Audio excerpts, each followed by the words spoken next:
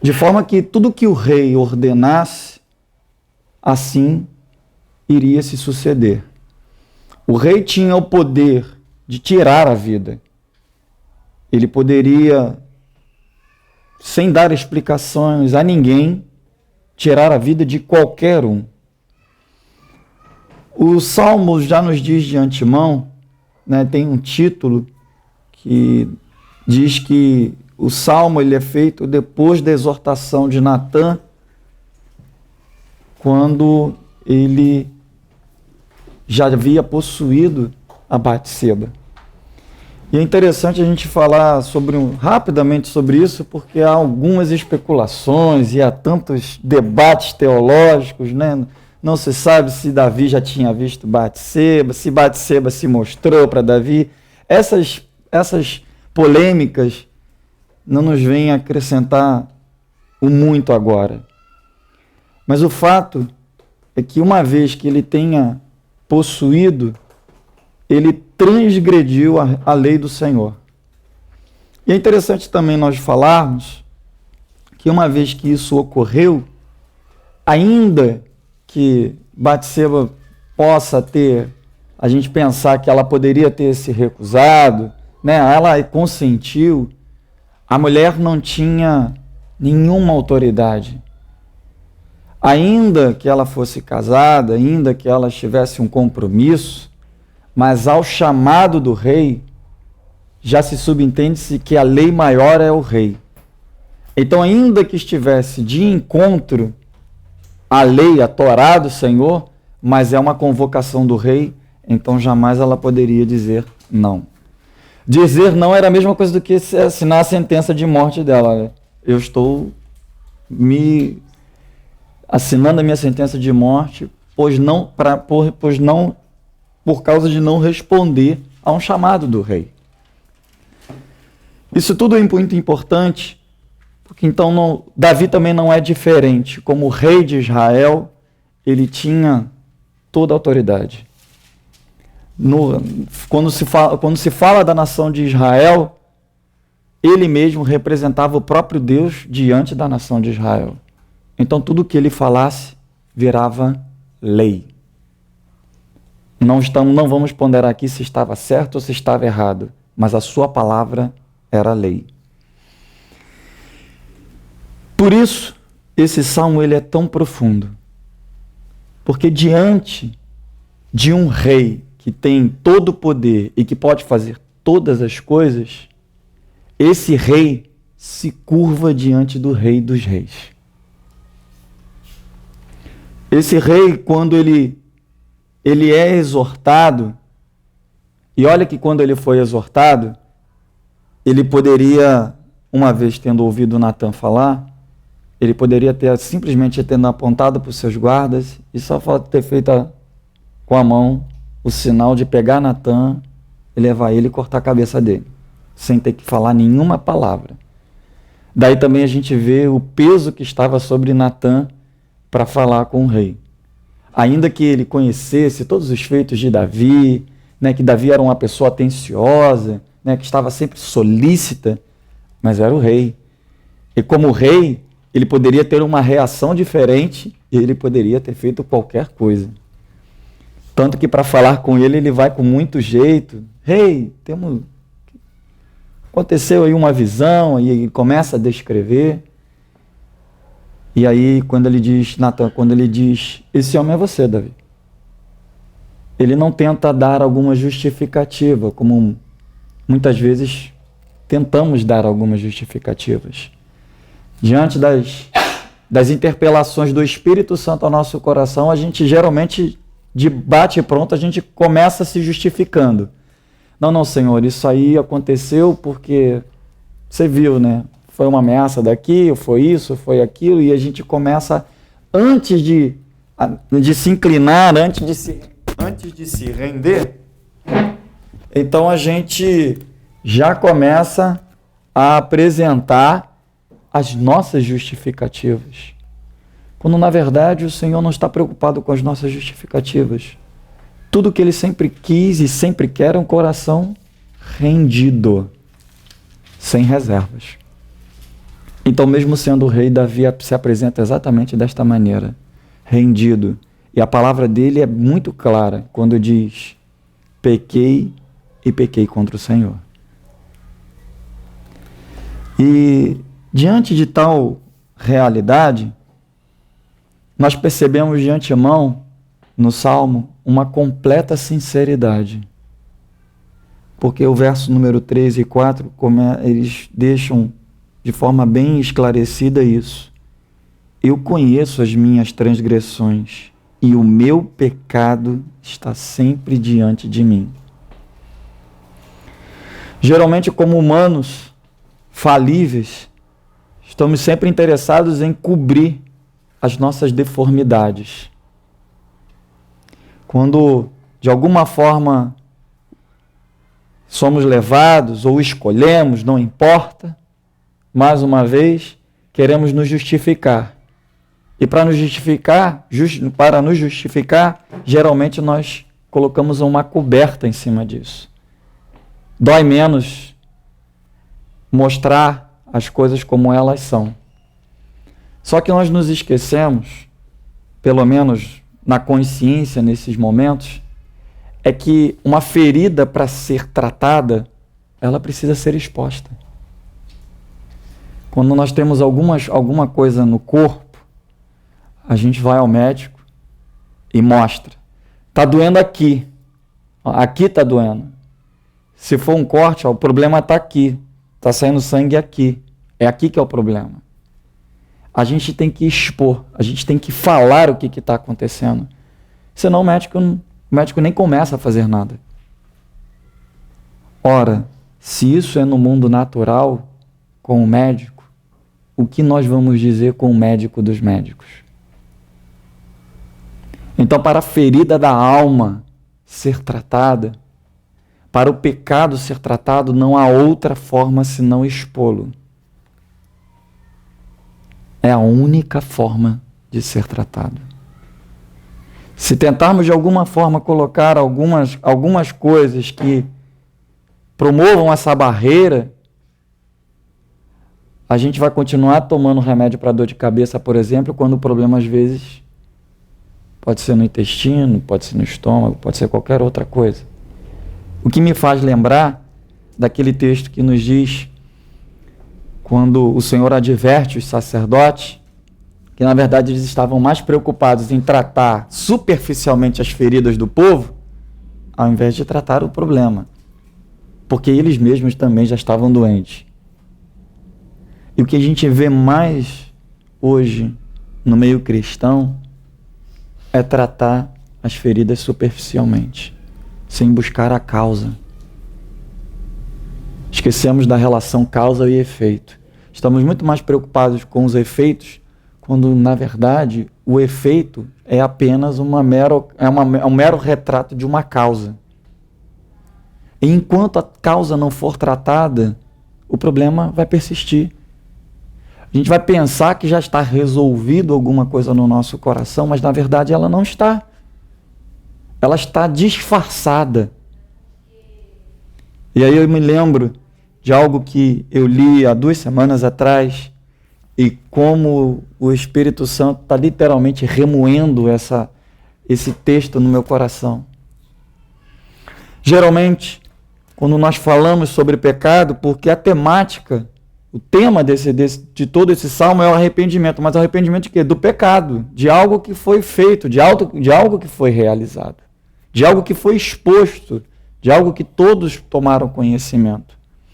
E quando a gente fala sobre a questão do pecado, talvez hoje a gente esteja trabalhando com o pecado numa perspectiva muito diferente. Porque geralmente a gente considera que transgrediu a lei do Senhor, ou que transgrediu, que entristeceu o Espírito Santo de Deus, quando a gente de fato faz alguma coisa. Ora, na lei, para eu ferir alguém, eu teria que pegar alguma coisa e atingir este alguém. Quando eu atingisse este alguém, aí agora, nesse momento, eu estou transgredindo a lei. Era assim no tempo da lei. Mas quando a gente vê o Senhor no Sermão do Monte dizendo, ora, eu, sem pegar na faca ou qualquer outra coisa, e sem chegar até perto do meu irmão, apenas no meu homem interior, eu já posso estar violentando o meu irmão.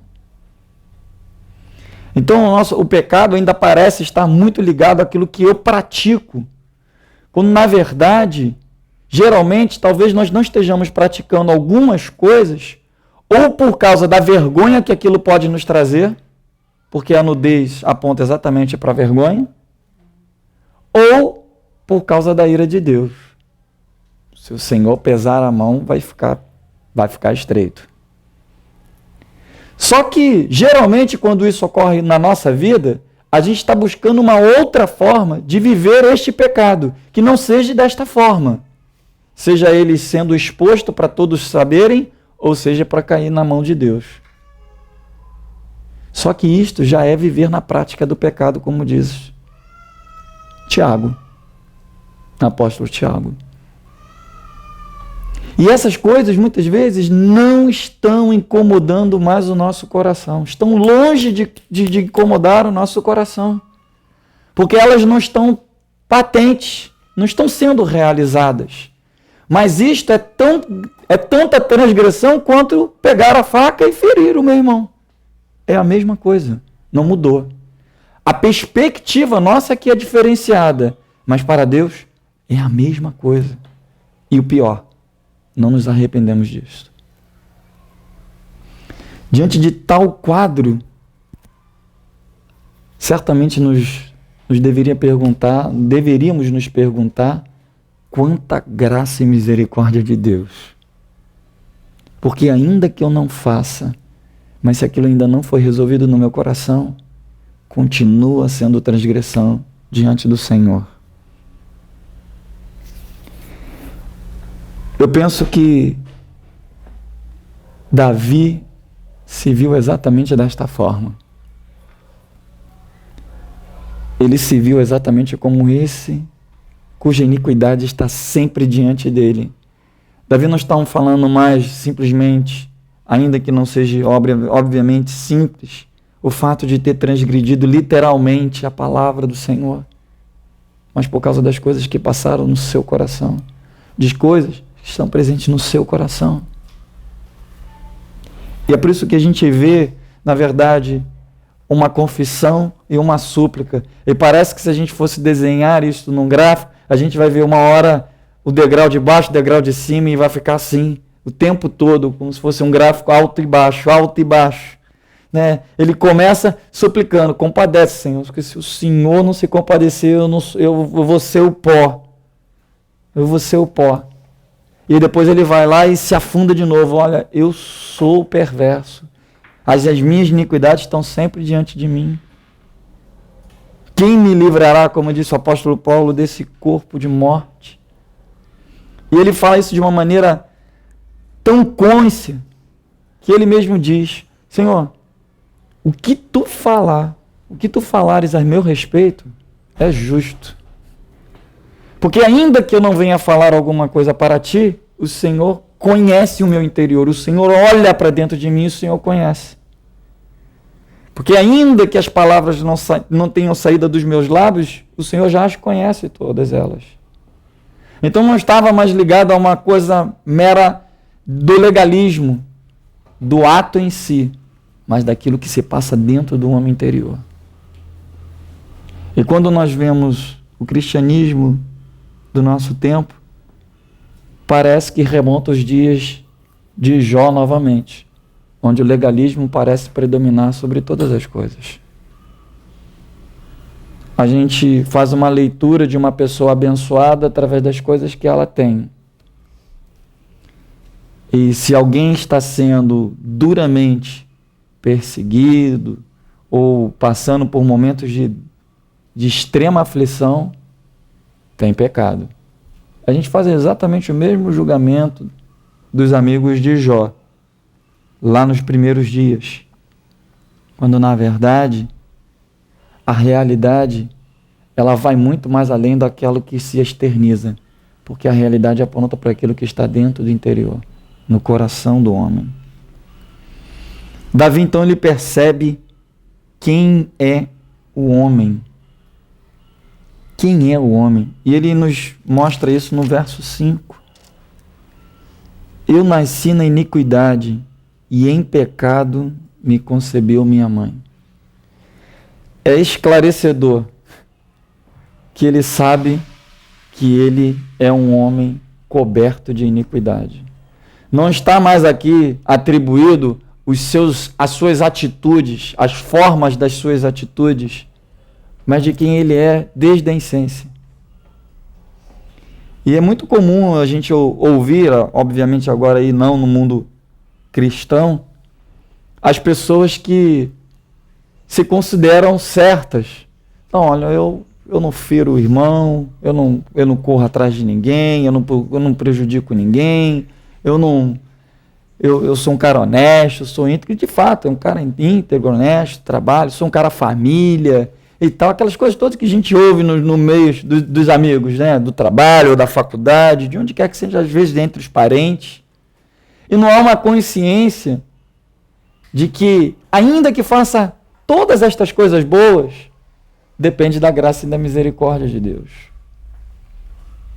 E às vezes eu temo dizer que às vezes a gente, em muitas situações, a gente se assemelha a essas pessoas. Exatamente pelo fato, talvez, de não estar praticando algumas coisas e a gente fica com a consciência rasa, achando que está tudo bem. Está tudo bem. Eu não estou...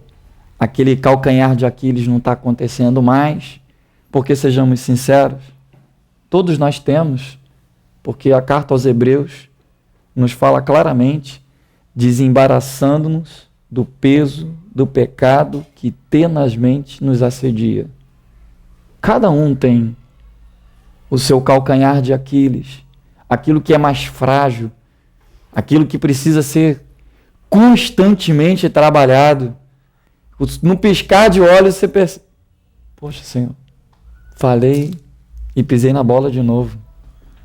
E aí você luta, né? Fica gastando todo aquele empreendimento ali de luta e parece não cessar o ciclo, né? Cai, levanta, esperando a graça do Senhor operar de uma maneira tremenda.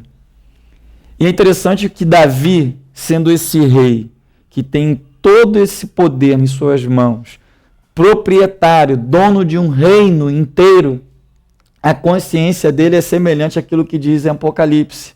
Na verdade, em outras palavras, quero colocar aqui outras palavras de Davi, era aquela consciência de dizer, Senhor, eu sou pobre, necessitado, cego e nu, perdido. E se o Senhor não vier, nada posso fazer. É isso que, pelo menos na minha perspectiva, salta aos olhos, e é por isso que os salmos são tão profundos, ainda mais os de Davi. Porque é uma coisa muito antagônica, muito antagônico. Porque hoje, a média condição financeira já nos faz dar um repouso. Não, puxa, graças a Deus. A gente graças a Deus, né? Tá tudo tranquilo. Não tenho nenhuma dívida, não tem nenhum credor batendo na porta. Olha, as contas estão pagas, né? Tá tudo certinho. E ainda sobrou dinheiro para tomar Coca-Cola e refrigerante, tomar o sorvete. Olha que bênção, tá tudo bem. Agora imagina isso multiplicado por 1000, por milhares. Geralmente o homem, ele vai acabar confiando nisso. Ele vai ser levado a confiar nisso. Ele vai achar que, não, tá tudo seguro, tá tudo certo, porque se cair a grade ali, a gente paga. Amanhã já tá outra lá, na boa, não tem problema nenhum. E Davi, tendo todo esse poder, ele diz, eu sou cego, pobre, necessitado e nu. Isso atenta uma realidade, meus irmãos, que eu tenho buscado muito no Senhor, como chegar a tal realidade. Quando nós encontramos o Senhor, nós olhamos para nós mesmos e nós sabemos de onde nós estávamos e de onde Ele nos tirou. Só que mesmo sabendo disso, essa consciência ainda é muito rasa, porque a gente está falando de coisas pontuais. Coisas pontuais. Ah, Senhor, eu gostava muito da bebida, o Senhor me tirou da bebida. É uma coisa pontual. Ah, eu gostava muito disso e daquilo. Ainda que sejam várias, mas são coisas pontuais. E quando isso se estabelece na nossa vida, o nosso começo de relacionamento com o Senhor, a gente vai medindo e a gente vai se relacionando com Deus à medida que a gente vai detectando essas coisas pontuais. Então, na verdade, vamos ver se a gente vai compreender, o nosso relacionamento com Deus está, na verdade, baseado com aquilo que nós experimentamos dele, ou que nós detectamos que experimentamos dele. Então, se eu perceber que o Senhor trabalhou nisso, nisso e nisso, então as experiências que eu tenho com Deus e que eu conheço de Deus está relacionada a só isso, isso e isso. Então, se o meu conhecimento de quem eu sou, quem eu era e quem eu sou nesse sentido, quem eu sou, ele é raso, o meu relacionamento com Deus também vai ser raso. E às vezes a gente quer se aprofundar no relacionamento com Deus e quer começar a ter um relacionamento mais profundo com Deus, achando que tendo esse relacionamento mais fundo com Deus, a gente vai ter uma compreensão melhor de quem nós somos. Mas a matemática não é essa.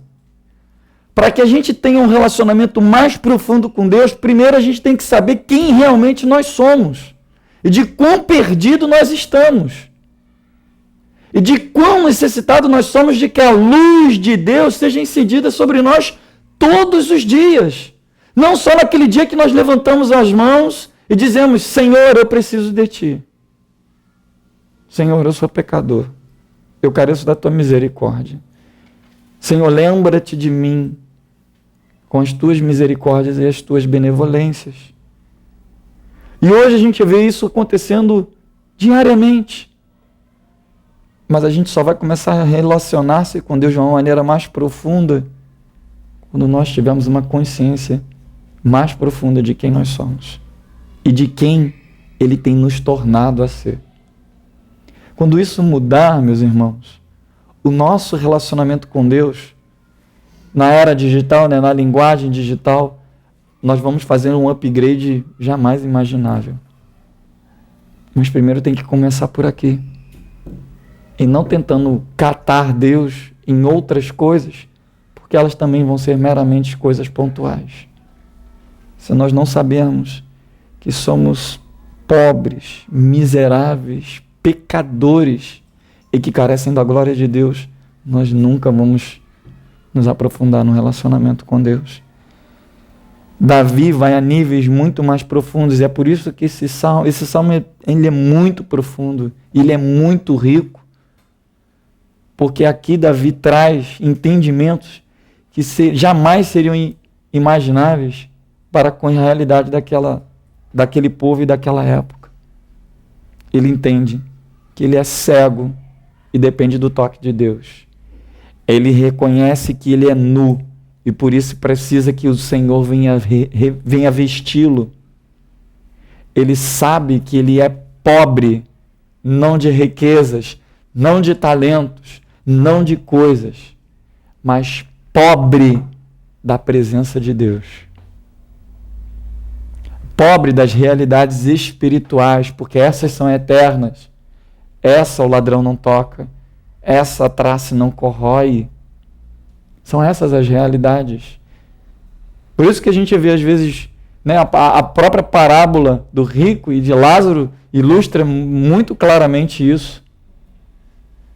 E é exatamente este o paradoxo. Às vezes, muito rico, com muita abundância e muita abastança, mas miserável das realidades espirituais. Não consegue discernir nem da mão direita, nem a mão esquerda. Se não for o Senhor mostrar e revelar. Está cego, literalmente cego. Lembra da palavra do Senhor, quando curou aquele cego? E a palavra daquele cego é tremenda, porque nos questionamentos dos fariseus, os fariseus falam assim: ué, como é que você está vendo agora? Quem te curou? Quem te tocou? Assim, eu não sei, vocês são doutores da lei e deveriam saber melhor do que eu. Em outras palavras, ele devia estar dizendo assim: bom, eu não sei ler, não sei escrever, não sei nada. Vocês que estudaram a vida inteira de vocês, vocês não sabem? Eu sei só de uma coisa, eu era cego e agora vejo. Porque o Cristo me tocou, sem saber quem era Cristo.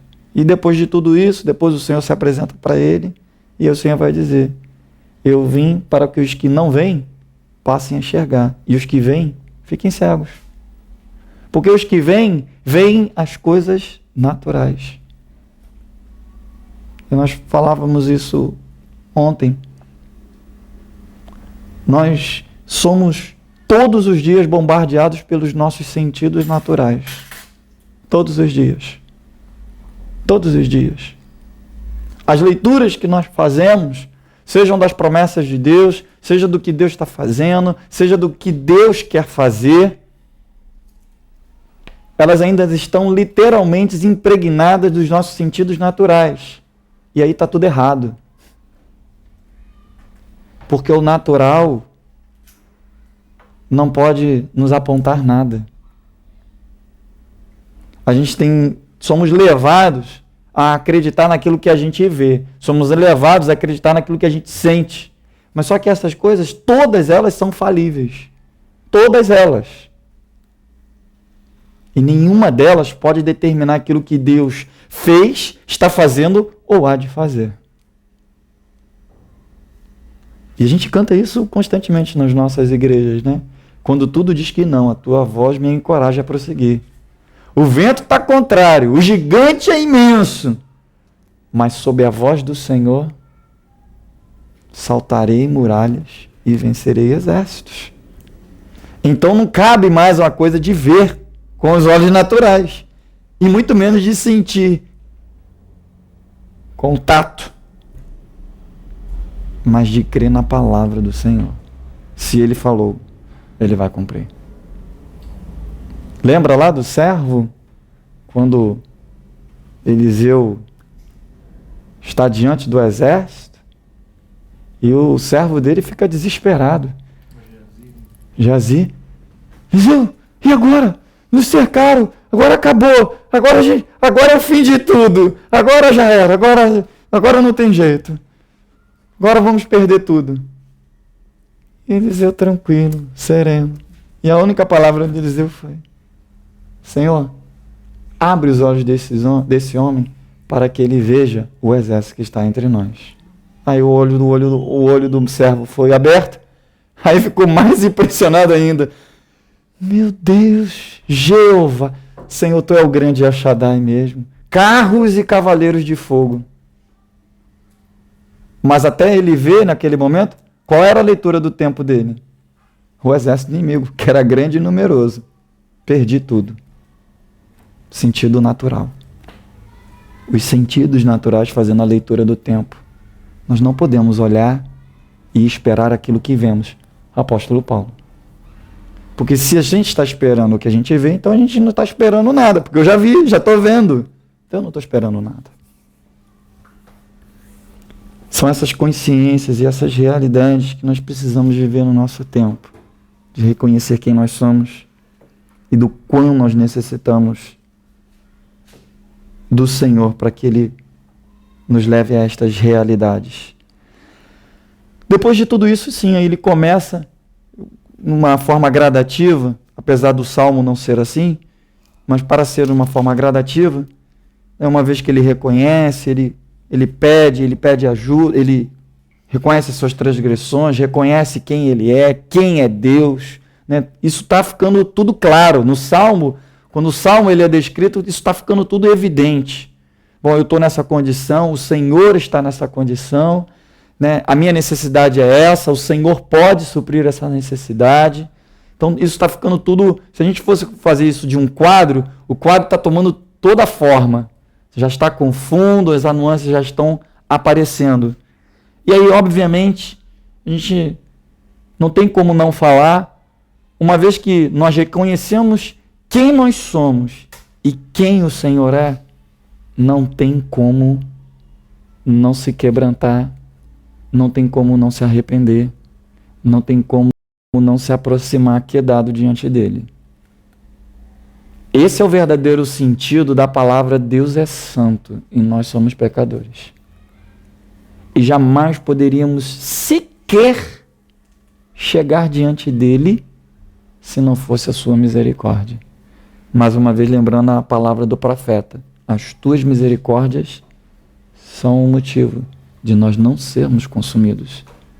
Não é porque a gente agora não está mais na prática do pecado, não é porque a gente está evangelizando, não é porque a gente vai à igreja, não é porque a gente entrega o dízimo, não é por causa de nada disso. É porque as misericórdias do Senhor se renovam a cada dia na nossa vida.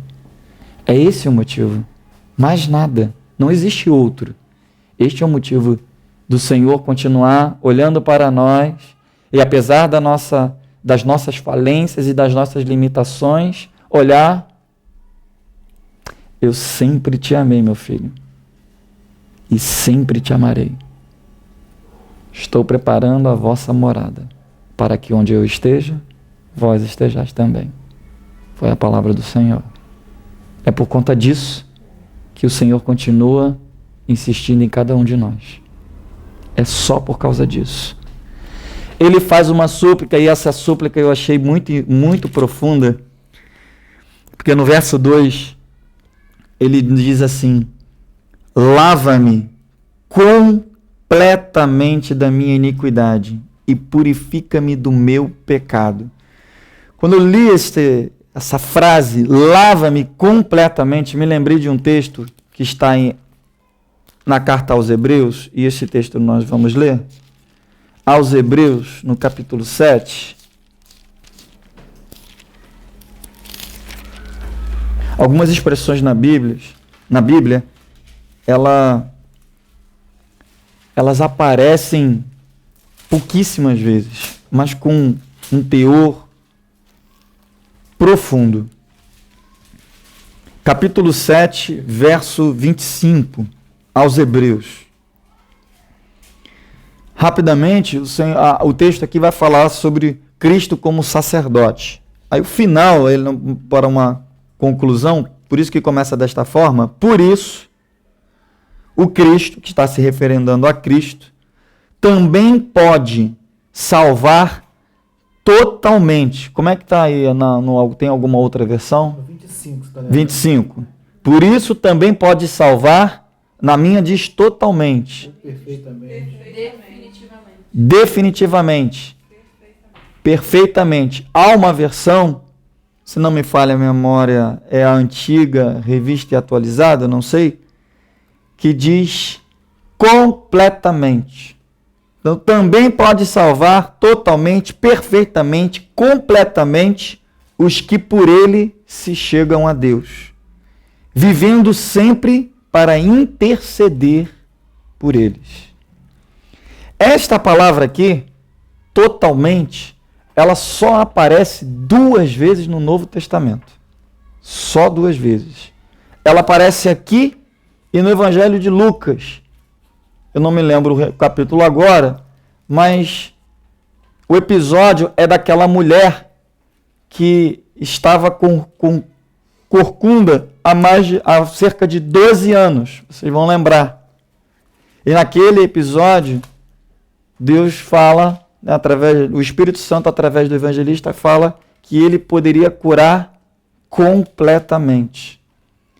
Esse completamente é exatamente o mesmo completamente que Davi está falando aqui no Salmo 51. Lava-me completamente da minha iniquidade. E esse lavar não é um mero lavar de jogar água. As mulheres é que podem falar mais profundamente, com uma maior exatidão sobre isso. Mas eu sei que quando a gente coloca uma roupa lá na máquina de lavar, a máquina, quando começa a lavar a roupa, você vai jogar água, joga lá o sabão, aquelas coisas todas, e aí ela começa a remexer, não é? Ela remexe para lá e para cá, e a roupa ali, ela fica dando giros ali direto, para que ela possa ser lavada por completo. Porque se ela ficasse estática, você só ia lavar um lado da roupa, o outro ia ficar sujo. Esse lavar completamente é exatamente isso. O que Davi, em outras palavras, está dizendo: Senhor, pode bater a minha vida por inteiro, mexe na minha vida por inteiro, para que ela possa ser limpa por inteiro. Porque não adianta tratar só essa questão aqui pontual. Eu preciso que o Senhor lave completamente o meu coração. Porque existem perversidades no meu coração que certamente me são ocultas. Mas diante dos teus olhos, nada está oculto. Por isso que precisa bater a vida. Bate a minha vida. Bate o meu coração. Faz o processo de batelada para que eu possa ser limpo completamente. E é muito interessante também falar sobre isso, que há um texto em Isaías no primeiro capítulo, mostra que tipo de graça o Senhor tem para nós quando nós nos apresentamos diante de Deus com essa perspectiva, com esta realidade já no nosso coração. Verso 18 do primeiro capítulo. Ele diz assim: Vinde, pois, e arrazoemos, diz o Senhor, e ainda que os vossos pecados sejam como a escarlata, eles se tornarão brancos como a neve, e ainda que sejam vermelhos como o carmesim, se tornarão como a lã. É o que Davi vai dizer alguns versos, no verso 7, ele vai falar sobre isso. Lava-me e ficarei mais alvo que a neve. Olha o poder restaurador de Deus na vida do homem, quando o homem reconhece quem ele é, quando confessa, claramente a sua condição, a sua iniquidade, e ainda que essa iniquidade fosse... A gente tem vários tons de vermelho, não é verdade? A gente tem esse tom aqui de vermelho, tem aquele vermelho mais sangue e tem um vermelho ainda mais escuro. E eu não sei aqui quem já se deparou com sangue. Às vezes tem o sangue, tem parte do sangue que, à medida que ele vai ficando mais vermelho, ele vai ficando mais escuro, ele fica quase preto. Bem preto mesmo, bem escuro. O Senhor está falando, olha, ainda que as vossas transgressões sejam tão negras, tão horrendas, se eu as lavar, elas ficarão brancas como a neve. Que poder restaurador. Me faz lembrar o evangelista João, quando diz: a luz resplandece nas trevas, e as trevas não prevalecem contra a luz. Quando a luz é incidida no coração, cheio de escuridão, a luz dissipa todas as trevas. Esse é o poder do Senhor de nos redimir completamente. E esse completamente vai apontar para uma realidade na perspectiva do Novo Testamento, sobretudo na perspectiva do Novo Testamento, de curar a alma, o espírito e o corpo. O Senhor não está apenas interessado em curar o espírito, e nem tampouco só interessado em curar as feridas da alma, e nem tampouco em curar apenas o mal físico. Mas Ele se importa conosco a tal ponto de nos querer o bem-estar no corpo, na alma e no espírito. Quem pode fazer isso, meus irmãos? Só o Senhor. O melhor dos psicólogos, o melhor, vai conseguir só muito mal cuidar da ferida da alma. O médico top vai só cuidar do mal físico. Mas o Senhor pode remediar o corpo, a alma e o espírito. Aleluia. Glória a Deus por esta realidade que o Senhor pode nos dar. Já que nós falamos do verso 7, pode ficar tranquilos que nós vamos depois voltar no 6, mas o 7, ele relata uma realidade que jamais foi pensada por alguém nos dias do Antigo Testamento. E nesse sentido, até nisso, Davi não tem um antecessor. Ele é pioneiro nesse sentido. Porque ele vai falar aqui sobre dois aspectos em que ninguém conseguia entender isso, como é que isso se processava. Quando ele diz, purifica-me com hisopo e lava-me, ele está falando que precisa ser tratado algo no seu interior para depois ser tratado algo no exterior.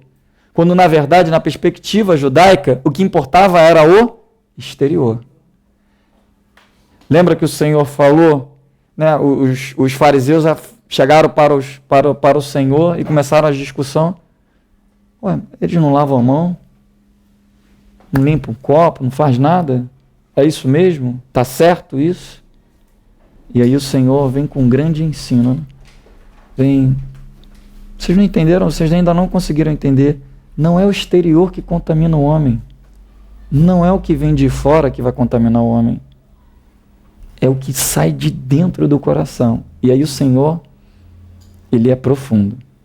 É quando você tem que bater mesmo, bate. Porque do interior do coração saem as orgias, saem as bebedices, os homicídios, os adultérios. Tudo isso sai de dentro do coração do homem. E Davi, muito antes, consegue entender isso de uma maneira clara. Não adianta resolver o externo se o interior está destruído e arrasado, sem forma e vazia. Preciso primeiro que trate o interior. E é por isso que ele diz, purifica-me com hisopo. E por que esse ensino é profundo? Vocês vão lembrar que quando o Senhor tirou Israel, né, os hebreus do Egito, teve a última praga que foi a mortandade dos primogênitos. E para que o primogênito da tribo dos hebreus não fosse atingido, teria que ter o quê? Sangue. A marca do sangue. Sabe como esse sangue era colocado lá? Com hisopo. O hisopo, que é uma hortaliça parente, para a gente entender, parente da hortelã, era molhada no sangue e o sangue era colocado no umbral. Lembra quando Moisés aspergiu o sangue sobre o livro da lei, sobre as pedras, sobre o tabernáculo, sobre a arca, sobre tudo? Depois pegou e aspergiu sobre todos? Foi com hisopo. Ele pegou lá o animal, o hisopo, aspergiu todo mundo marcado pelo sangue. O que te relembra, o que faz relembrar a nós, o nosso coração, a marca do sangue? Sacrifício de Jesus na cruz do Calvário. Davi sabia que dependia do sangue derramado para que o seu coração, a realidade do seu interior, fosse purificada. Sem o sangue, jamais ele seria purificado. Por isso, nós fizemos uma alusão daqueles que se acham, de certa forma, bonzinhos, né? Porque não faz nada de errado, anda tudo certinho. Sem a marca do sangue, está perdido. E se vier o anjo da morte, vai morrer, porque não tem a marca do sangue nos umbrais da porta. E Davi lembra exatamente dessa propriedade de ser purificado com o hisopo. O hisopo marcava exatamente isso. O sangue derramado que nos justifica, nos purifica e nos santifica. Justifica, rasga a dívida. Ponto. Né? Nos purifica, nos coloca no caminho. Né? Pega assim, ó, você estava lá, agora você está aqui. Você não tem mais dívida. Agora você está aqui. Colocou você num ponto, numa reta. E o santificar é exatamente o processo nessa reta. É isso que o Senhor faz conosco. Rasga a dívida, agora coloca num plano melhor e agora começa o processo de santificação. Porque o processo de santificação, todos nós sabemos, é vitalício. Ninguém alcançará neste lado da terra. É vitalício. Lembra que o Senhor falou? Aquele que se é santo, santifica-se mais ainda. Então não tem. Sempre vai ter algo que o Senhor deseja tratar no nosso coração para nos levar à realidade de como Ele é. Depois sim, então uma vez purificado, resolveu o interior, está resolvido, está limpo, justificado, purificado e santificado no Senhor, então agora sim, Senhor, pode lavar o exterior. Para que fique patente o testemunho, que é o que ele vai falar no final do Salmo. Agora vai ficar patente o testemunho a todos. Não aquela forma legal. Por isso que o Senhor falou inúmeras vezes através dos profetas. Jerusalém, Jerusalém, eu já não aguento mais vocês ficarem sacrificando. Porque você pega o sangue, corta lá, imola o cordeiro, imola o boi, imola 300 cordeiros, 1000 bois, mas você sai daqui e quando você chega em casa, é como se nada tivesse acontecido e continua praticando a mesma coisa. Por quê? Porque o interior nunca tinha mudado, nunca tinha sido purificado, nunca tinha sido tratado. Por quê? Porque nunca foi exposto. Então se resolvia só o externo. Tem que ir lá, tem que derramar sangue? Ótimo, vamos virar tudo açougueiro, vamos derramar sangue todo dia. E é por isso que ele depois, o próprio Davi vai falar. Se o Senhor quisesse, se o Senhor estivesse só preocupado com sacrifícios, Senhor, em outras palavras, tem boi aqui para matar o dia todo. Ficar o dia todo matando boi. Matou, pode matar outro. De minuto em minuto vão matar um boi aí. Ia ser sangue o dia inteiro. Mas não é isso que o Senhor quer. Não é isso. E Davi vai dizer isso no final. Engraçado que no 50, que a gente estava estudando semana passada, no 10, para enriquecer o que você está dizendo, diz assim, Deus falando com a casa dele, né? No 50? Do 50. Porque meu é todo o animal da terra, da selva, e as animarias sobre milhares de montanhas. Conheço todas as aves dos montes, e minhas são todas as feras do campo. Se eu tivesse fome, não tu diria? Pois é meu, é o mundo e a tua plenitude. Comerei carne de touros, ou beberei sangue de bodes? Oferece a Deus o sacrifício de louvor, e paga ao Altíssimo os teus votos. Aqui ele fala, né? Oferece teu sacrifício de louvor e paga o Altíssimo os teus votos. Os teus votos. Justamente o que você está dizendo, né? Assim, para completar a linha do... E Davi não está preocupado com isso. Exatamente, Davi não está preocupado com isso. Não está preocupado com isso. Mas o que a gente vai ver é que depois da história de Davi, quantos reis, mesmo ouvindo este relato de Davi, ainda assim, insistentemente, andaram no seu próprio caminho, achando que tem que imolar 3 vezes, 3 vezes. Tem que derramar sangue? Vamos derramar sangue. Achando que essas coisas poderiam resolver completamente os problemas. No verso de número 10, começa uma nova etapa no Salmo. E Davi não poderia, de fato, iniciar esta nova etapa se não fosse desta forma. Cria em mim, ó Deus, um coração puro. Essa palavra criar, ela é extremamente importante para o Salmo. Porque o criar que está sendo dito aqui é o mesmo criar de Gênesis, que no hebraico é o verbo bará. Esse verbo bará, ele traz em si um sentido denotativo de trazer à existência aquilo que não existe. Então você percebe que até na forma de pedir de Davi, ele reconhece que ele não tem nada se Deus não criar nele. Davi não está pedindo, Senhor, faz um remendinho aqui e tal, vamos fazer um remendinho aqui e eu fico legal. Não. Senhor, na verdade eu não tenho nada.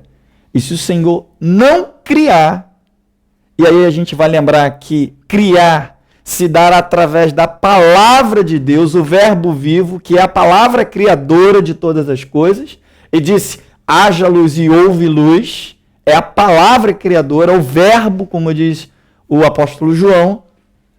E aí, através desse criar do nada, é que Davi começa pedindo para que se torne real na sua vida. Porque no seu coração não tem nada. O seu coração é literalmente sem forma e vazia. Depende do sopro de Deus, o ruar de Deus, para que venha dar o molde do coração. Que molde do coração é esse? Do coração puro. Porque se tentar tirar alguma coisa dele para formar esse coração puro, não vai dar. A equação não fecha. Precisa vir de Deus. Quando vem de Deus, começa em Deus, se encarna no homem, ou pensando numa outra perspectiva, na face da terra, no reino terreno, então esta obra permanece. Agora, quando o homem tenta dar alguma forma para Deus, começa a obra na terra, e ainda que tente trazer realidade espiritual, mas começou na terra, esta obra não consegue atingir os céus. É só lembrar da Torre de Babel. Começou pelo homem e não conseguiu chegar até os céus. Subiu. Chegou um momento que não pôde ir mais. Porque aquela obra começou na terra. A única obra que permanece é a obra que desce dos céus, vem na terra, manifesta o seu poder e a sua glória e depois volta para os céus. Porque toda a glória pertence só ao Rei dos Reis e Senhor dos Senhores. É assim que funciona. E às vezes eu, pelo menos, me pego desesperado, tentando dar algumas forcinhas para Deus. Né, Senhor? E aí, como é que eu posso fazer isso? Senhor, se eu colocar aqui, aí o Senhor vai me ver. Se eu só fizer isso, aí o Senhor vai fazer. Nada disso, meus irmãos. Para que a obra de Deus nos leve a nível mais profundo, convém que Ele cresça e diminuamos nós. Quando Ele começa a crescer em cada um de nós, automaticamente, cada um de nós vai diminuir. É assim que começa. Começa no céu e volta para os céus. Por isso que o apóstolo Paulo, de maneira muito propícia, diz, porque dele, por ele, para ele são todas as coisas. A ele somente a glória e toda a glória. O Roger, assim, quando você falou a última parte aí, me veio a vida de Davi, né, o lado homem, né, esse desejo. Davi é um homem que tinha um desejo no coração muito intenso. Sempre foi uma característica dele de buscar o Senhor, desde que ele estava ali atrás das malhadas das ovelhas.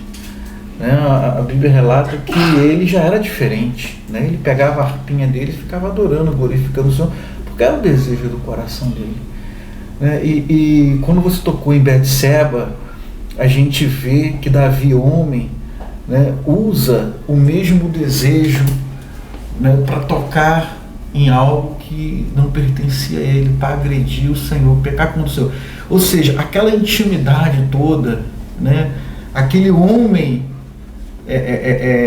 com bastante experiência, cheio de unção, né, possivelmente, ele não teve força ou não quis lutar contra o desejo para dizer não para ele mesmo. Né? Ele perdeu a batalha para ele mesmo. Né? Ele ganhou. Golias não foi o maior adversário dele. sei lá, Malequias, Os exércitos. ninguém foi. Ele só perdeu a batalha para ele mesmo. Né? E ele foi, através desse desejo do coração dele, ele foi levar, ele pegou caminhos assim bem inadmissíveis, tipo matar Urias, armar um complô, arquitetar um plano para matar Urias, não só Urias, mas como os soldados que estavam em volta de Urias, porque Joabe tinha a ordem de se retirar, né, e deixar aquele grupo com ele na frente da batalha, exposto diante dos arqueiros, né, do muro do palácio do inimigo. Obviamente não morreu só Urias, né? Obviamente morreram muito mais de 4 ou 5 pessoas, porque Urias jamais entraria numa frente de uma batalha, né, sem um contingente suficiente para subir numa muralha, né? Então me veio ao coração assim, um sentimento de temor, né, com relação à nossa carne, né, que deve estar sempre em constante vigilância. Como o apóstolo, não sei se o apóstolo Paulo fala sobre isso, mas tem um texto que fala sobre isso: aquele que está de pé, cuide-se para que não caia. Ou seja, as expressões bíblicas nos ensinam a estar sempre em vigilância, a não confiar na nossa carne, porque se eu tenho uma característica que me aproxima de Deus, vigia, porque ela também pode me aproximar de um pecado. Né? Ela pode me aproximar. E o que pode ser esse gatilho? Né? Um cansaço. Como foi? Não, eu estou cansado, vamos para a guerra. Não, a soberba do coração, a altivez, como você falou, né? Eu achei muito interessante como você tocou nesse assunto da altivez, da soberba, da vaidade, né? Da justiça própria. Tudo, nós em si como ser humano, né, nós temos que estar em constante vigilância com os nossos sentimentos, para que essa nossa característica que nos aproxima de Deus não venha nos aproximar do pecado. Né? E uma vez laçado por Ele, eu conheço muito homem de Deus que para se levantar foi muito difícil. Né? É complicado você retornar a verdadeira. Então fica como vigilância, né? Me veio essa expressão, essa palavra no meu coração, para a gente estar em vigilância com o nosso íntimo, com o nosso interior. Não deixa de ser um sentido desse coração puro. Porque, na verdade, né, como você falou, a gente, sobretudo quando a gente vive em momentos de perseguição, de afrontas, a gente sempre acha que a nossa maior dificuldade está realmente a ser lidada com os outros, com os inimigos, com aqueles que realmente perseguem. A gente conhece pessoas que olham, que debocham, pessoas que fazem trabalhos, pessoas que fazem de tudo para ver a tua ruína, para ver a nossa ruína. E a gente sempre acha que essas pessoas são os nossos piores inimigos, os mais declarados, né? Que faz questão de dizer. Outro dia eu estava no meu trabalho e eu apertei a mão de um rapaz e treva pura. Sabe aquela pessoa que tu olha assim? Jesus, tem misericórdia. Aí a gente já até... Sangue de Jesus tem poder, Senhor. Ai, meu Deus do céu. Foi quando eu apertei a mão dele, ele olhou para mim, foi nítido e certo assim no meu coração. Um ódio. A pessoa que eu estava cumprindo, aconteceu um bom dia, gente. Mais nada, não fiz nada com ele, não fiz nada. Foi só o bom dia. Bom dia. Quando eu apertei a mão, ele olhou para minha cara e falei assim, meu Deus, eu vi ódio. Obviamente a gente sabe que a nossa luta não é contra a carne ou contra sangue, mas eu vi ódio, literalmente, naquela pessoa. E a gente acha, às vezes, que são essas as pessoas, são as piores. Meus irmãos, o nosso maior inimigo é aquele que a gente dá bom dia todos os dias, quando a gente chega no espelho de manhã.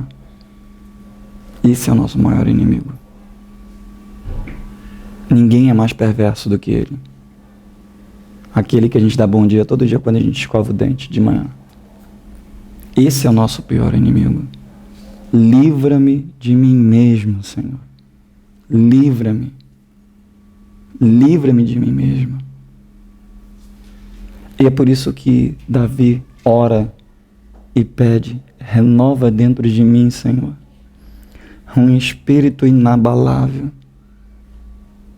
Porque o espírito inabalável aponta para aquele que não se abala. Esse é o sentido exato da palavra inabalável. Mas não se abalar significa que está forte e invariável. Ou seja, quando está tudo muito bom, quando está dando tudo certo, quando está tudo a bonança, o coração não cresce e se esquece de Deus. E se ausenta de Deus, achando que já sabe das coisas. Não, Senhor. Lembra lá de Pedro? Não, Senhor. Acho que você está enganado. Isso aí, eu tenho revelação do Pai, isso aí é outra coisa. Você deve estar enganado. A gente faz isso, meus irmãos. A gente acha que está tudo bem, que sabe das coisas, já entende os mistérios de Deus. Só que nós nos esquecemos que assim como as suas misericórdias se renovam, a cada dia o Senhor tem a sua multiforme graça de agir e de se revelar a cada um de nós. Para que a gente não fique na zona de conforto. Não. Sol tá pino? Já sei o que vai acontecer. O Senhor vai vir assim. Já até sei, vou até fechar o olho e descansar. Porque eu já sei o que vai acontecer. Aí vira aquela coisa da bola de cristal. Não. O Senhor pode... O nosso irmão Rafael falou ontem, o Senhor falou através da vida dele ontem, o Senhor um dia pode trazer a provisão com chuva e outro dia vai trazer na boca de um animal. Outro dia vai fazer sair água de dentro da rocha. A água chegou, não chegou? Não era essa a necessidade? Era. Mas de formas diferentes. Quando Davi pede isso, ele pede exatamente: Senhor, que o meu coração não se abale, porque se estiver tudo na bonança, o meu coração não cresça e eu me ausente da tua presença. Mas se tudo estiver ruim, Senhor, eu não murmure e pragueje contra ti, achando que o Senhor não está vendo, que o Senhor não está no controle e de que o Senhor não pleiteia as minhas causas. Ou uma hora a gente acha que está bom demais, ou outra hora a gente acha que está pior demais. Ou a gente é muito bom, ou a gente é muito ruim. E na verdade, a vida cristã consiste exatamente do equilíbrio. Nunca nós não podemos nos considerar nem mais, nem menos daquilo que o Senhor já conquistou por nós na cruz do Calvário. Ele nos tornou sua propriedade, povo seu, comprado, lavado e remido. Ele ainda diz no verso 11: não me repulses da tua presença, nem me retires o teu Santo Espírito. Outra realidade pioneira trazida por Davi. A conceituação do Espírito Santo era muito superficial. Acreditava-se que o Espírito de Deus vinha como o vento, como o ar de Deus, soprava no interior do homem, ou vinha como uma força impetuosa e agia através daquele homem. Era o conceito do Espírito Santo. Então, de tempo em tempo, o Espírito se apoderava. Algumas versões deixam isso de uma forma muito clara, algumas versões traduzem exatamente desta forma. E o Espírito do Senhor veio e se apoderou de Sansão, o Espírito do Senhor veio e se apoderou do profeta e o Senhor falou. Esta era a conceituação, de que o Espírito vinha e se apoderava. Mas ele vinha, se apoderava e depois ia embora. Porque aquilo que tinha que ser feito, já foi feito. Quando Davi escreve isso, não é o conceito que Davi tinha. Davi revela, já no Antigo Testamento, o mistério da vida como habitação do Espírito Santo. Senão ele não diria, não me repulse o seu Espírito Santo, Senhor, nem tire de mim. Se não tira, é porque está constantemente na vida dele. E ele sabe o que torna ele diferente, o que faz ele mais do que vencedor, é a presença do Espírito Santo. Como disse Moisés, Senhor, não nos faça sair desse lugar se o Senhor não for conosco. Posto que não é a diferença deste povo, não é que a tua presença está conosco. A presença do teu Espírito Santo. A presença da tua glória não é o que nos torna diferente dos demais povos. Porque se você tirar a glória, o que nós somos diferentes? Nada, só somos pó, cinza, como qualquer outro. E Davi entende isso. Já nos dias remotos do Antigo Testamento. Ele sabe que o que torna ele diferente é o Espírito Santo de Deus. E como diz o apóstolo Paulo, constantemente geme por nós com gemidos inexprimíveis. Porque quando nós estamos passando por momentos de angústias, nós não sabemos orar. Mas o Espírito Santo que habita em nós, este conhece a nossa real necessidade e intercede por nós, interpela por nós. Isto é maravilhoso. De saber que realmente Deus não está ausente, nem transcendente. Como tivéssemos que ficar olhando, tentando rasgar o céu, né, para ver se a gente consegue chegar ao terceiro céu, segundo céu, terceiro céu, para ver se a gente consegue fechar essa ligação com Deus. Não. Por isso que o Senhor fala de maneira clara, o reino de Deus não está longe de vós, está dentro de vós. É dentro do seu coração. É dentro da sua vida que está o reino de Deus. É o já e o ainda não. Como diz as temáticas teológicas, tanto de João, do Evangelho de João e do Apocalipse. Já é vivo agora, já está presente agora, mas ainda não se consumou na plenitude, por completo. Ainda vai se consumir. Ainda há de ser consumado. Depois ele ainda diz, restitui-me a alegria da tua salvação e sustenta-me com o espírito voluntário. E aqui a colocação ela é muito óbvia, porque a primeira coisa que acontece na nossa vida, quando nós transgredimos, além da culpa, é a tristeza. Quem, com plena consciência, falando de uma forma madura, quem que uma vez tendo cometido claramente, né, uma transgressão, cometido um pecado, seja ele qual for, não importa, não existe essas escalas como a gente faz, não importa qual escala, porque essas escalas pertencem a nós, mas uma vez tendo transgredido a lei do Senhor, a vontade de Deus, ou, sintetizando melhor, entristeceu o Espírito Santo de Deus, quem, no primeiro momento, não sente assim? Não quero nem orar, não dá nem para chegar perto da Bíblia, não dá nem para chegar perto do irmão. Igreja não vou na igreja hoje, não dá, hoje não. Eu vou engatinhar de novo, vou tentar engatinhar e de alguma forma, de repente, na próxima quinta ou no próximo culto eu vou. A gente vai para a caverna e se esconde igual Adão. Faz a mesma coisa. A gente vai e se esconde, não. Senhor, hoje não. Se o Senhor gritasse, treme até as pernas. Não, Senhor, hoje não me chama hoje. Hoje não. Porque a primeira coisa que nos é roubada é a alegria, a paz que excede todo entendimento. E a gente fica naquela agonia. Às vezes a gente já está numa forma consciente, a gente já se deu por culpado. Já sei, Senhor. Eu pisei na bola. Mas até chegar e se ajoelhar e tal, a gente ainda protela. Porque o que a gente acha é que, Senhor, se eu tiver que rasgar o meu coração, dessa vez, de repente, pode vir a ira. Então a gente fica nesse impasse. Vou, não vou. Falo, não falo. Faço agora ou faço depois? Deixo para hoje ou deixo para amanhã? O que eu faço? Isso tudo é só um reflexo da agonia do coração, porque a alegria já foi tirada. Já roubou a paz. E a gente fica assim, correndo para um lado e para o outro. E é por isso que, pelo menos na minha perspectiva, Davi diz, não dá para viver assim. Sabendo se posso, se não posso, se vou, se não vou.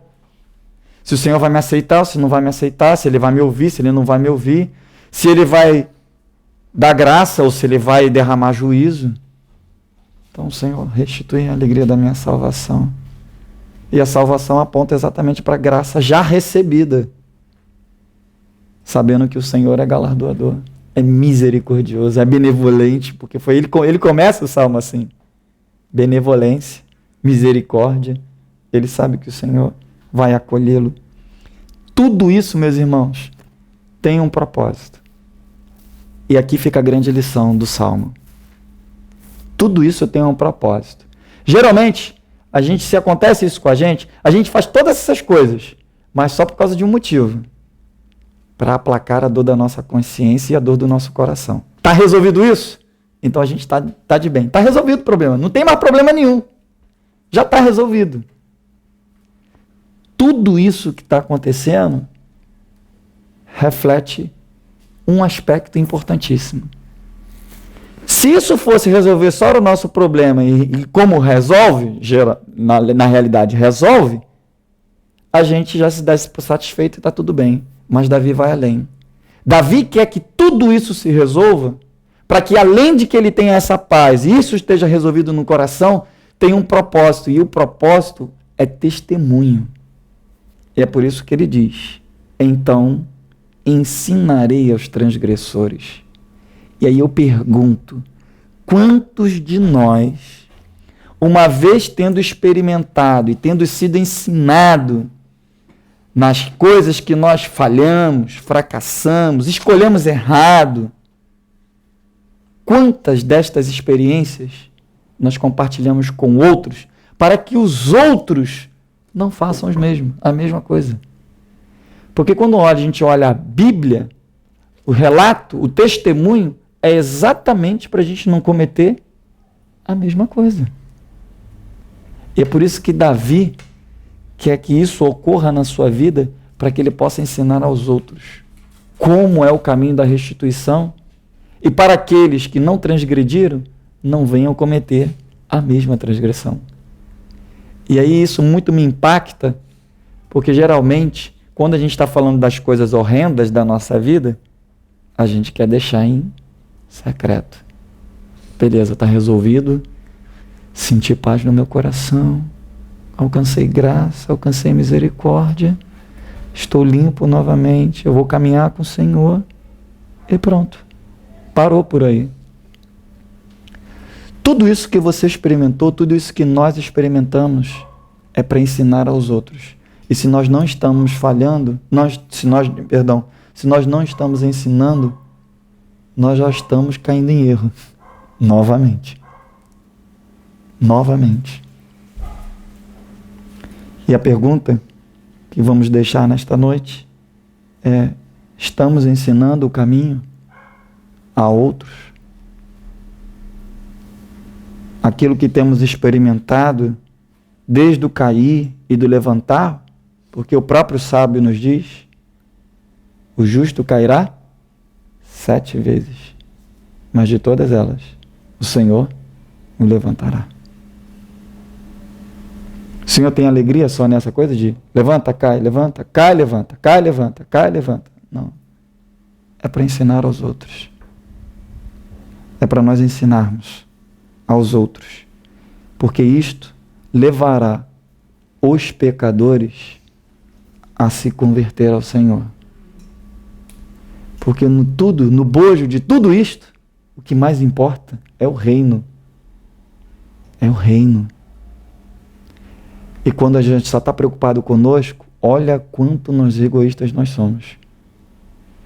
Queremos resumir todo o reino na minha vidinha, que é uma gota no oceano. E o Senhor tem o zelo pela nossa vida, mas Ele olha para o reino, é o reino inteiro.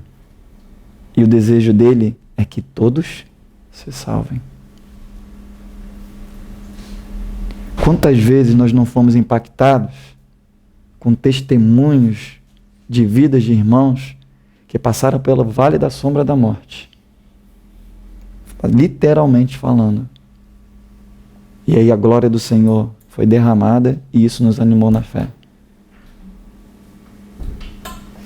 Isso não é diferente na nossa vida. Independente do tipo de vale que tenhamos passado. Mas exatamente tem esse propósito, de alcançar os outros. E se a gente não faz questão de testemunhar, então vai ter gente indo para o inferno, porque não estamos testemunhando. E os transgressores vão continuar percorrendo seus caminhos de transgressão, porque não tem um ensino. Não tem quem ensine. Porque a gente está preocupado demais com a nossa própria imagem. E aí não vamos ensinar nada. Não, eu falar disso que aconteceu com a minha vida, não, o que vão pensar de mim e tal, tal, tal. E o que diz a palavra do Senhor? Dos teus pecados não me lembrarei mais. Estão apagados. É o que diz também todo o Salmo. Pagado. Dívida rasgada. Não existe dívida. Mas o testemunho de tudo isso serve sempre para alguém ser edificado na fé e ir além das suas próprias limitações. Por último, para nós terminarmos, meus irmãos, peço já perdão pelo horário, quando ele diz no verso 16 a respeito dos sacrifícios, né, não te comprazem sacrifícios e nem te agrada de holocaustos, sacrifícios agradáveis são espírito quebrantado, coração compungido e contrito, o qual tu não desprezas, está em perfeita harmonia com o verso de número 6.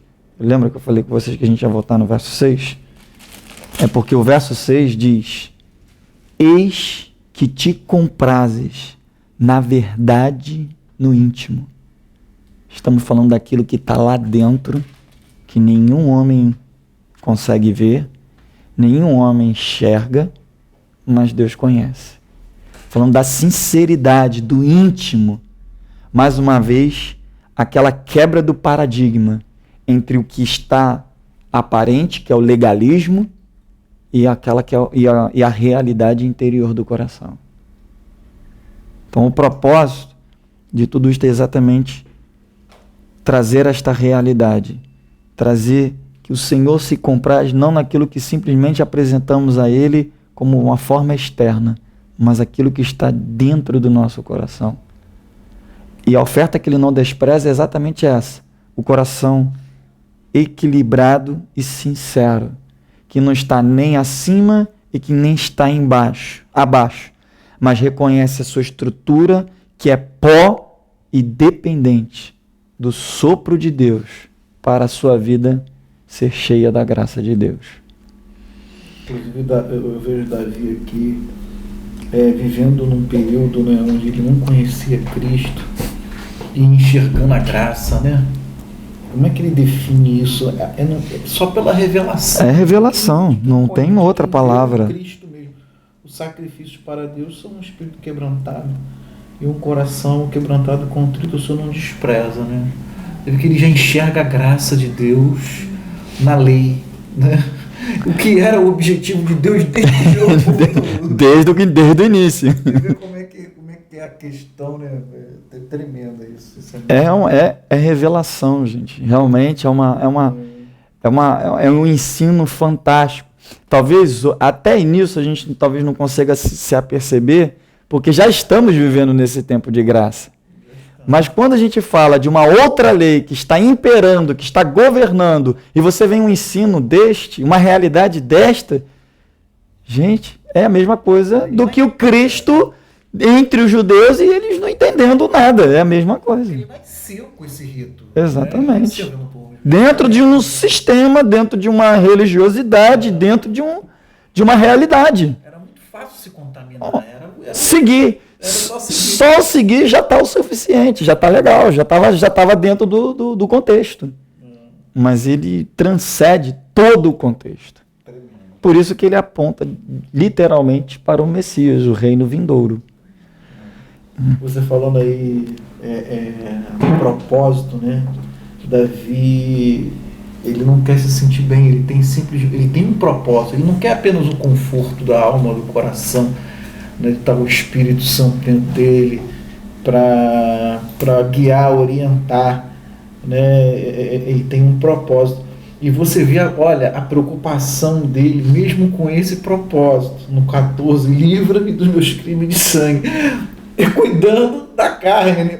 Pô, Senhor, livra-me, dá livramento, me fortalece, sim, me avisa, né? Livrar é o quê? É pedir a Deus para livrar, mesmo assim, ele sabendo o que deve ser feito ou não. Pô, Senhor, me livra, me dá livramento. Vou pisar no buraco, pega lá e tira do buraco. Tira do buraco. Tira, não deixa eu botar lá não. Você vê que a condição de dependência, de suficiência, vindo totalmente do Senhor, porque uma pessoa cheia do Espírito Santo, calcula comigo, perdoada, limpa, né? Dentro da lei, né? Com esse coração, vivendo na graça, humilde, né? Dependente do Senhor, eu não me livro porque eu não posso confiar na minha carne, naquilo que ele mais tinha tendência. Exatamente. Porque um rei pode ministrar milhares de pessoas. Para você mandar matar um é fácil, de repente o cara é um inocente. Por isso que a gente começou naquela perspectiva do rei. Então, entender aquela figura de rei era importante para a gente exatamente por causa disso. Por isso que esse paradigma que ele quebra é profundo demais para a sua época. E ele termina com outro paradigma quebrado. Porque os últimos versículos, né, faze bem ao Sião, a Jerusalém, ele começa a demonstrar que mesmo diante das suas falências e das suas experiências, ele nunca deixa de ter um coração intercessório. Porque nesses momentos da nossa agonia, a gente não consegue nem olhar, não consegue nem enxergar, às vezes, o irmão que está do quarto do lado da gente. Nem pela mãe, pai, mãe, passou muito batido. Né? É um momento de agonia tão profunda que o universo parece que se resumiu só. Eu sou a única criatura do universo. E aí, Senhor, eu. E a gente se tranca nesse universo. Mas Davi, ele quebra e detalhe. Ele está pedindo aqui, em outras palavras, a mesma misericórdia que ele alcançou, ele pede a mesma misericórdia para o povo. Quando, na verdade, no tempo de hoje, a gente ainda vê muita pessoas que experimentam misericórdia, mas quando chega lá no vizinho, juízo. Não, Senhor, para mim misericórdia, né? Sou pó. Mas aí quando chega lá para o outro lá, o outro fez isso, Senhor, taca fogo nele. Taca fogo. E Davi, justiça. Boa palavra, justiça, Senhor. Quando na verdade Davi, eu provei misericórdia. Senhor, deixa o povo também provar misericórdia. É muito melhor para eles. Que é um intercessor, né? Senhor, lembra-te deles para o bem, Senhor. Livra do pecado. Dá, Senhor, graça, a mesma graça que eu experimentei, dá. Porque aí ele diz, então, Senhor, se o Senhor fizer isso por eles, aí sim, os sacrifícios que eles te apresentarem, aí vão ser aceitáveis. Porque não adianta eles oferecerem sacrifícios se eles não provarem primeiro isso. Porque senão vai ser um mero legalismo, uma mera religião. Eu não quero que eles apenas vão lá e imolem o cordeiro, mas que quando eles imolarem o cordeiro, eles tenham toda esta realidade interior.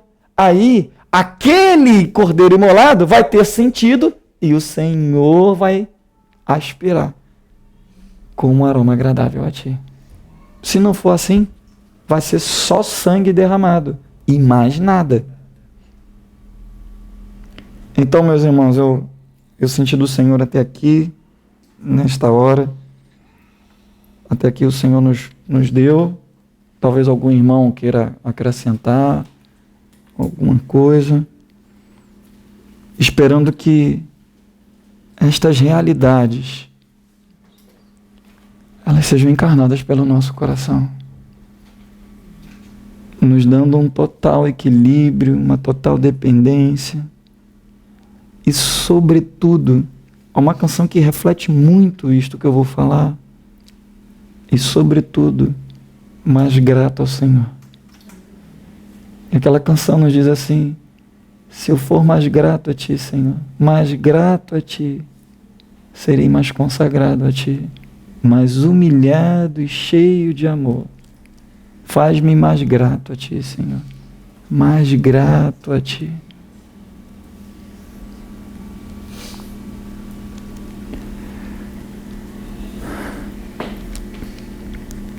Pai, o Senhor é maravilhoso, Senhor. Não há outro além de Ti, Senhor. Eu confesso que não tenho palavras, Senhor. Mas o desejo, eu creio, de todos nós nesta noite, Senhor, é de fazer como aquela mulher, Senhor, que se quedou aos seus pés e apenas chorou, Senhor. Em gratidão, em gratidão, em tenra gratidão. Perdoa-nos, Senhor, pois muitas vezes nós somos ingratos, Senhor. Não temos visto toda esta graça, o operar desta graça que excede o nosso entendimento, Senhor. Ah, Senhor, livra-nos de nós mesmos nesta noite, Senhor. Livra-nos de nós mesmos, porque não temos forças e nem mesmo discernimos, Senhor, ó Deus, as coisas que perscrutam o nosso coração, Senhor. Nós carecemos da Tua luz, Senhor, como o sol da justiça, Senhor, para aquecer a frieza que há muitas vezes no nosso homem interior, as nossas indiferenças, Senhor. Ó Deus, nesta noite, começa a avançar, Senhor, porque se o Senhor começar a avançar, Senhor, certamente o nosso próprio eu vai regredir, vai dar os passos para trás, Senhor. Começa a avançar no nosso coração nesta noite, para que não venhamos viver na mesmice, Senhor, em zonas de conforto, Senhor. Nos move, Espírito Santo de Deus, nos move, começa a mover a nossa vida. Como o Senhor falou através do salmista, começa a bater a nossa vida, Senhor, a ter o livre acesso completo na nossa vida, Senhor. O Senhor mesmo disse: eis que estou à porta e bato. E muitas vezes acreditamos que basta abrir a porta de entrada. Mas a porta do quarto, a porta da cozinha, a porta da varanda, a porta do quarto dos fundos, a porta do quarto da bagunça, há tantas portas, Senhor, e muitas vezes nós não abrimos, Senhor. Ah, Espírito Santo, queremos abrir, Senhor, as portas do nosso coração para Ti nesta noite, Senhor. Convidar ao Senhor, entre, sei, Senhor. Revela-te a nós, Senhor. Para que não sejamos mais, Senhor, ó Deus, como aqueles que vivem na superfície, Senhor, e se agradam apenas do molhar dos pés, Senhor. Ah, Senhor, atrai-nos, Senhor, para as águas mais profundas, Senhor, para o lavar completo, como a Tua igreja, Senhor, como um todo precisa desta realidade, Senhor, como nós precisamos desta realidade. Sem Ti, Senhor, nada somos. Cristo em nós, a esperança da glória, Tu disseste, Senhor. Esta é a Tua palavra, ó Deus. Ah, Jesus, nos dar esse discernimento de quem nós somos a cada dia, Senhor. para que assim o nosso relacionamento, Senhor, vá a níveis mais profundos, mais gratos e mais consagrados a Ti, Senhor. Esta noite te pedimos, Senhor, mantém, Senhor, ó Deus, esta fonte de água aberta, Senhor, nestes encontros, Senhor, que o Senhor separou neste lugar. Ah, Senhor, pois certamente, Senhor, não somente aqueles que nos acompanham, mas todos nós, Senhor, chegamos aqui sedentos e necessitados da Tua água, Senhor. Mantém, Senhor, esta fonte de água que jorra para a eternidade, Senhor.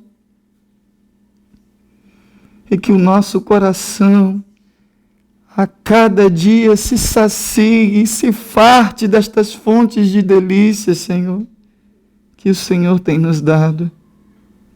Ensina-nos a estimar, a valorizar todos estes encontros que o Senhor tem nos concedido, Senhor. Também te peço, Senhor, a Tua bênção e a Tua provisão por aqueles que têm nos acompanhado, Senhor. Às vezes de lugares tão distantes, de horários tão diferentes, Senhor. Daqueles que depois pegam a gravação, Senhor, e atentamente ouvem a Tua voz. Que a Tua bênção, Senhor, a Tua graça, esta graça, que o Teu servo, Senhor, ó Pai, falou conosco, Senhor, através da Tua palavra nesta noite, que o operar desta graça seja sobre cada coração. Que em nome de Jesus, Senhor, desta forma o Teu nome, e somente o Teu nome, seja exaltado e glorificado. Nós bendizemos o Teu nome e dizemos, Senhor, Te amamos e de Ti precisamos, em nome de Jesus. Pai querido, quero ainda pedir pelos Teus servos, Senhor, que estão aqui, que chegaram a este lugar, Senhor, que estão indo embora. Senhor, que debaixo da mesma segurança, do mesmo cuidado que o Senhor os trouxe, Pai, os leve, Senhor, embora, livre do homem violento, do demônio do asfalto, da baladaria, da confusão. Jesus, proteja os Teus filhos, Pai, para a glória e honra do Teu nome. Também quero pedir pelo Rafael que está viajando, Sim. da Enguará, ó Deus. Guarda Teu servo, guarda naquele lugar, guarda a Sarinha, ó Deus, guarda aquela família naquele lugar. Amém. Tu sabe o quanto eles precisam dos Teus cuidados, Senhor. Meu Deus, o quanto eles necessitam de Ti, ó Deus, dependem do Senhor, Pai, e não se escondem, meu Deus. Declaram isso abertamente. Por isso eu te peço, meu Pai, que Tua bênção sobre a vida daquela família, Senhor, livrando de Sim, ó todo Deus, mal. concordamos Em nome de Jesus, Senhor, porque grande é a fúria do inimigo. Mas, Senhor, a Tua palavra, meu Pai, nos deixa uma promessa, Senhor, que sobre os Teus servos, sobre os Teus filhos, Senhor, não haveria, meu Deus, nenhum tipo de encantamento. Oh, Deus, nós te adoramos, nós te glorificamos, Senhor, porque nós estamos debaixo da Tua palavra, da Tua proteção divina. Meu Pai, porque nós habitamos debaixo, Senhor, do esconderijo do Altíssimo, na sombra do Onipotente nós podemos descansar. Nós podemos citar, meu Pai, este salmo, meu Deus, como realidade e verdade na nossa vida. Senhor, muito obrigado, Senhor, por este dia, Senhor, qual a Tua palavra foi ministrada no nosso coração. Muito obrigado, Senhor, muito obrigado por esta obra que o Senhor começou, Pai. Eu tenho certeza que o Senhor vai terminar, ó Deus, Amém. dentro de nós, porque o Senhor é um Deus que não desiste de nós. Amém. Tu és um Deus que persevera, Senhor, oh meu Deus, com relação à nossa vida. Muitas vezes nós achamos que o Senhor nos abandonou, que o Senhor nos excluiu dos Teus planos, Senhor, que o Senhor nos rejeitou. Mas o Senhor, Pai, continua fiel, Senhor, de braços abertos, dizendo: filho, tu és meu. Aleluia. Eu te comprei, eu te remi, eu te ajudo, eu te esforço, tem de bom ânimo. Oh, Senhor, tu és um Deus que verdadeiramente nós sentimos a revelação que é um Deus Pai, que é um Deus maravilhoso, um Deus lindo, forte. Muito obrigado, Senhor, em nome de Jesus, pela vida do Roger, Senhor, que se dispôs a trabalhar, Senhor. Meu Deus, se dispôs, Senhor, a estar, meu Deus, com o seu coração voltado a ouvir a tua palavra e nos trazer para a noite deste dia, Senhor. Continua abençoando a sua mente, o seu coração. Continua, Senhor, como o apóstolo Paulo declarou, pediu aos irmãos para que o Senhor lhe desse palavras e mensagens. Assim, Pai, a mesma oração eu faço pelo teu filho. Meu Deus, abençoa ele com palavras, Senhor, com mensagens vindo do teu trono, Senhor, porque ele vai precisar, ó Deus. É uma necessidade do teu servo, Senhor. Senhor, você com ele, Pai, onde ele botar a mão, Senhor, que o Senhor coloque, meu Deus, a planta do seu pé, ó Pai, que o teu Espírito, ó Deus, chegue primeiro, meu Deus, lhe dando direção, ó revelação, ó Deus, em nome de Jesus. É o que eu te peço, meu Deus, por cada um que se encontra neste lugar, meu Pai. Meu Deus, com o mesmo cuidado, com o mesmo amor. Amém e amém, Jesus. Amém.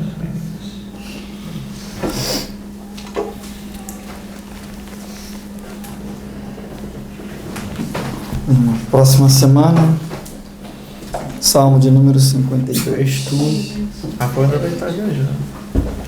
Não, ele volta. Eu volto.